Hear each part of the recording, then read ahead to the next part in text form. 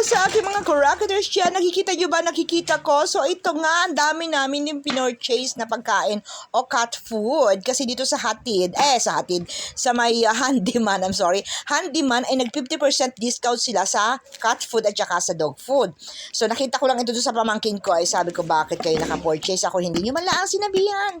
So, itong si Clarice, yung pamangkin ko ay nag-PM agad doon sa kilala niya sa Handyman at sinabing prepare ako o ipag-pack ako ng cat food. Ito na lang yung natira. So, ito lang ang nabili ko. Sa kanila marami sila. Sako-sako yung nabili nila. Sako-sako. Ano ba? Isang sako lang na malaki naman at saka ibang ganito. Baga marami. 3 bags ang nakita ko dun sa kanila at saka isang sako ng dog food kasi may dog at saka cats sila.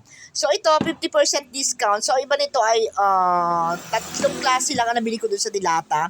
May iba dito succulent na chicken. Meron ding tuna. So, may 65 dyan, may 70. So, kalahati lang yan ang binayaran talaga.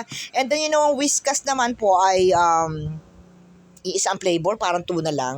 Kasi nga late na ako. Ano ba naman yan? So, ito yung Whiskas. So, ang binayaran ko, malapit na itong ma-expire mga April yata. So, bago mag-April, may bubus na ito kasi hindi lang naman pusa akong 5 ang pinakakain ko. May mga stray cats din sa labas. So, ito 1,010. So, kung bibilhin ko yan ng regular price, ay 2,020 na yan. O, diba? Swerte. Okay lang, babush!